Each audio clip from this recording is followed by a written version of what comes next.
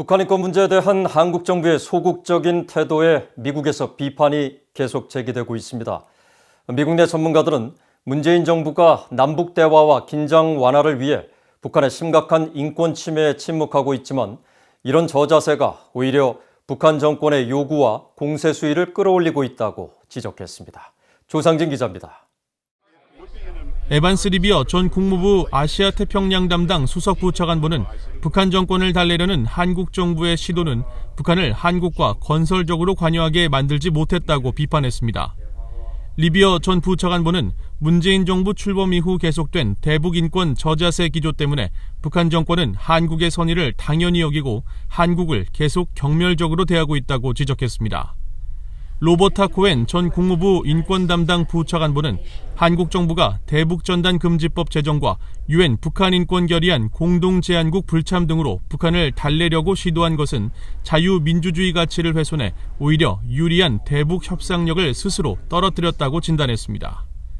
그러면서 한국의 행동은 인권은 그리 중요하지 않고 다른 목적을 위해 팔아넘길 수 있다는 메시지를 북한에 전달할 것이라며 문재인 정부는 한국이 북한에 대해 갖고 있는 인권 문제 제기라는 중요한 지렛대를 거저 넘기고 있다고 우려했습니다.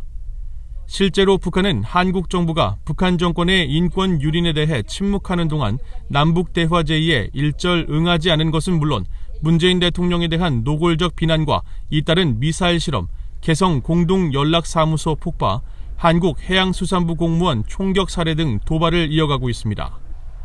이에 대해 로버트 킹 전 국무부 북한 인권 특사는 문재인 정부의 잘못된 상황 인식이 낳은 결과라고 비판했습니다.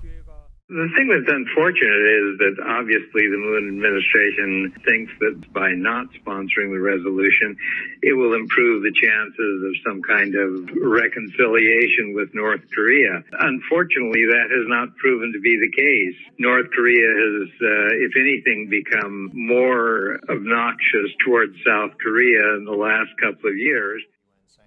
브루스 클링너 헤리티지 재단 선임연구원도 노무현, 김대중 정부 등 한국의 진보 정부들이 모두 남북 대화 중단을 두려워하며 북한 정권의 잔혹한 인권 기록을 비판하는 것을 삼가왔지만 북한은 인권을 개선하거나 위협적인 행동을 줄이지 않았다고 비판했습니다.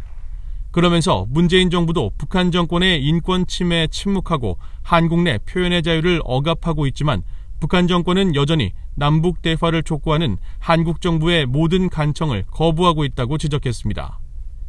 미국 내 한반도 전문가들은 북한은 한국과 미국의 배려에 긍정적으로 화답한 사례가 없다며 북한의 행동을 그나마 변화시켰던 것은 인권 문제를 전면에 내세우고 최대 압박을 펼쳤을 때라는 데 의견을 같이 했습니다.